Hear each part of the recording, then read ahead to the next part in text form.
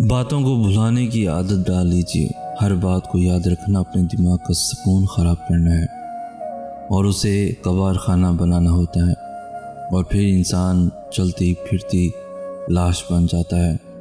زندگی کے کچھ مقامات پر لاپرواہ رہنا سیکھیے، کیونکہ جس طرح ہر بات کہنے والی نہیں ہوتی، بالکل اسی طرح ہر بات سننے والی، یاد رکھنے والی بھی نہیں ہوتی۔ یاد رکھیے، ٹینشن، بے چینی، ڈپریشن تب ہوتے ہیں جب ہم دوسروں کو خوش کرنے میں اپنی زندگی گزار رہے ہوتے ہیں۔ ماہر نفسیات کہتے ہیں، معاف کر دینے سے خوشیاں ملتی ہیں، اور روٹھ کر الگ ہونے اور انتقامی جذبات کا اظہار کرنے سے انزائٹی اور ڈپریشن جنم لیتی ہے۔ اللہ تعالیٰ قرآن پاک میں فرماتے ہیں، اور اگر تم معاف کر دو اور درگزر سے کام لو اور بخش دو تو بے شک اللہ تعالیٰ بہت بخشنے اور رحم کرنے والا ہے۔ جب آپ کو اللہ کسی کی منافقت دکھا دے تو اس سے بھیڑیں مت، اسے ایسے چھوڑ دیں جیسے وہ حیات ہی نہیں۔ اللہ کا شکر ادا کریں اور زندگی میں آگے بڑھ جائیں کہ یہ رب کا بڑا کرم ہے کہ وہ لوگوں کی حقیقتیں ہمیں جلد دکھا دیتا ہے اور بچا لیتا ہے ایسے لوگوں کے شر سے۔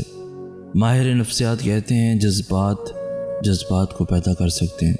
اگر آپ خوش رہنا چاہتے ہیں تو زبردستی مسکرائیں اور ہنسیں۔ آہستہ آہستہ آپ کا دماغ بھی آپ کی اس اداکاری کے مطابق عمل کرنے لگے گا اور آپ سچ مچ خوش رہنے لگیں گے۔ ہو سکتا ہے وہ شخص تمہاری خواہش نہیں آزمائش ہو سکتا ہے یہ زخم تمہارے گناہوں کا کفارہ ہو، اللہ سے جوڑنے کا ایک ذریعہ ہو۔ جب تمہیں صبر کا ہی نہیں پتہ تھا، اللہ پر یقین کے راستے کا ہی نہیں پتہ تھا، ہو سکتا ہے یہ سب سکھانے کے لیے تمہیں اللہ نے اس وقت سے گزارا ہو سکتا ہے تمہیں ہر طرف سے اکیلا چھوڑ کر اللہ نے تمہیں خود سے دوستی کرنے کا موقع دیا ہو۔ تمہاری ساری محبت فقط ایک ہی شخص میں نہ اتر جائے، اس سے پہلے تمہیں اسے دور کر دیا ہو سکتا ہے تمہیں بہتر نہیں بہترین سے نوازنا ہو۔ تھک جاؤں گا لیکن پھر بھی تیرا ہی در کھٹکھٹاؤں گا، تو بھی ناراض ہو جائے گا، بتا پھر میں کہاں جاؤں گا۔ دنیا تو نہیں رکھتی بھرم، اگر تو بھی مجھ سے منہ موڑ لے گا تو میں مر جاؤں گا، تیرے علاوہ بھلا میرا ہے ہی کون، جس کے سامنے میں تھک ہار کر اپنی ذات ریزہ ریزہ کر جاؤں گا۔ تو بھی نہ سمیٹے گا مجھے، میں تو اپنی ذات میں ہی گھٹ گھٹ کے مر جاؤں گا، تیرا ہی ایک آسرا ہے مجھے، ورنہ میں بھٹکتا رہ جاؤں گا۔ تو سن لے گا، دے گا مجھے میرے صبر کا صلہ، اور میں دیکھتا رہ جاؤں گا۔ تو کرے گا کوئی ایسا معجزہ، میری آسمان کو دیکھتی ترستی نگاہیں حیران رہ جائیں گی۔ تو کن کہے گا اور میں اپنی نامکمل کہانی کو بھی مکمل ہوتا دیکھتا رہ جاؤں گا۔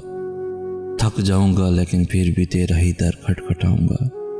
میرا رب نہ کبھی مجھے تنہا چھوڑتا ہے اور نہ ہی مجھ سے بیزار ہوتا ہے، میرے پاس اس سے اچھا رفیق کوئی بھی نہیں۔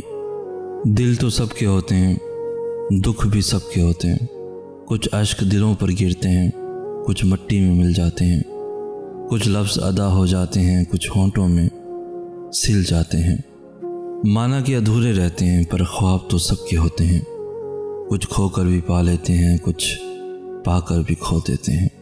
یہاں اپنی اپنی باری پر سب ہنستے ہیں، سب روتے ہیں۔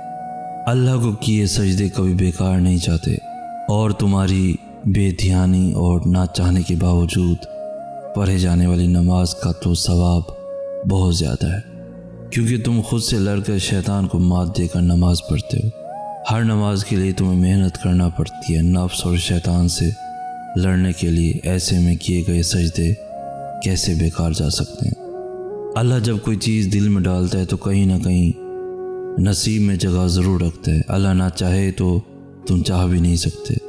اللہ دل میں طرف اس لیے پیدا کرتا ہے تاکہ تم دعا کے ذریعے اس چیز کو حاصل کرو۔ تکلیف برداشت کی جا سکتی ہے، لیکن تذلیل برداشت کرنے کے لیے پہاڑوں جیسے حوصلے چاہیے اور سمندر جتنی گہرائی چاہیے دفن کرنے کے لیے۔ اگر آپ چاہتے ہیں کہ آپ کی ہر مراد پوری ہو جائے تو ہر فرض نماز کے بعد سجدے میں جا کر اول و آخر 3 بار درود شریف کے ساتھ 21 مرتبہ یہ پڑھیں یا ذل جلال والاکرام، اور پھر اللہ رب العزت سے دعا کریں۔ انشاءاللہ ہر مراد پوری ہوگی، اور وہ مراد پوری ہونے میں جو بھی رکاوٹیں حائل ہیں وہ دور ہو جائیں گی۔ یہ ایک آزمودہ عمل ہے، آپ بھی کر کے دیکھیں۔ انشاءاللہ آپ کی مرادیں، آپ کی دعائیں، آپ کی حاجات اللہ اپنی بارگاہ میں قبول و مقبول فرمائے گا انشاءاللہ۔ ایک بزرگ کہتے ہیں کہ سرے بازار چلتے ہوئے کسی نے میرے ٹخنے پر ڈنڈے سے چوٹ لگائی۔ درد اور غضب کی کیفیت میں پلٹ کر جو مارنے والے کو دیکھا تو ایک نابینا اپنے ڈنڈے سے رستہ ٹٹول رہا تھا۔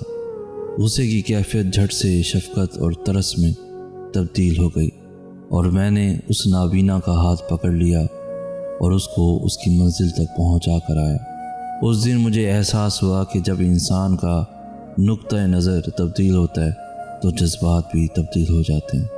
ہمیں آج ایک دوسرے کے بارے میں نقطہ نظر تبدیل کرنے کی ضرورت ہے، جذبات خود ہی تبدیل ہو جائیں گے۔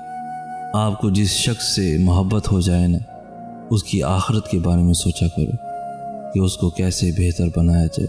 یہ تمہاری محبت کی سب سے بڑی دلیل ہوگی۔ دوسروں سے بھر کر خوبصورت ہونا حسن نہیں ہے، دوسروں سے الگ ہونا حسن ہے۔ یہ آپ کی خامیاں نہیں، آپ کی نشانیاں ہیں۔ آپ کا منفرد ہونا آپ کو دوسروں سے ممتاز کرتا ہے۔ قدرت کبھی غلطی نہیں کرتی ہے، آپ کا تخلیق کار کامل ہے، غلطیوں سے پاک ہے، وہ صرف ماسٹر پیس تخلیق کرتا ہے۔ آپ کو فخر ہونا چاہیے کہ آپ لاکھوں میں ایک ہیں۔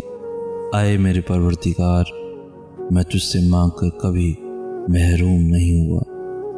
حضرت امام علی علیہ السلام فرماتے ہیں، اگر اللہ نے تمہارے دل میں کچھ ڈالا ہے اور تمہیں دعا مانگنے کی توفیق دی ہے تو یقین رکھو نصیب میں بھی وہی ڈالے گا انشاءاللہ۔ جب تک تم ڈرتے رہو گے تمہاری زندگی کے فیصلے کوئی اور کرتا رہے گا۔ دنیا میں 90% انسان ایک پنجرے میں قید ہیں جس پر لکھا ہے کہ لوگ کیا کہیں گے۔ خدا را اس پنجرے سے خود کو آزاد کر کے دیکھیں، یقین کریں لوگ کچھ بھی نہیں کہیں گے۔ حضرت امام علی علیہ السلام فرماتے ہیں، اگر دنیا میں سکون ہوتا تو لوگ اللہ تعالیٰ کو بھول جاتے۔ سکون تو صرف ان لوگوں کے پاس ہے جو اللہ کی رضا کو اپنی رضا سمجھتے ہیں۔ اگر کوئی بہت بڑی مصیبت آن پڑے، چھٹکارا مشکل ہو جائے، بہت ہی کوئی پیچیدہ مشکل میں پڑ جائیں تو ہر نماز کے بعد 100 بار یا کہارو پڑھیں۔ انشاءاللہ ہر مصیبت، ہر مشکل آسان ہو جائے گی، ہر تکلیف سے چھٹکارا مل جائے گا۔ حساس لوگ جلد مر جاتے ہیں کیونکہ ان کے پاس ہنر نہیں ہوتا لوگوں کی زندگیاں اجاڑ کر بے حسی سے جینے کا۔ وہ وقت کے ساتھ چلنا چاہتے ہیں لیکن وقت ان کو لے کر نہیں چلتا۔ آخرکار ان کی سسکیاں سینے میں دب کر رہ جاتی ہیں اور بے آواز رونے والے کب مر جاتے ہیں پتہ بھی نہیں چلتا۔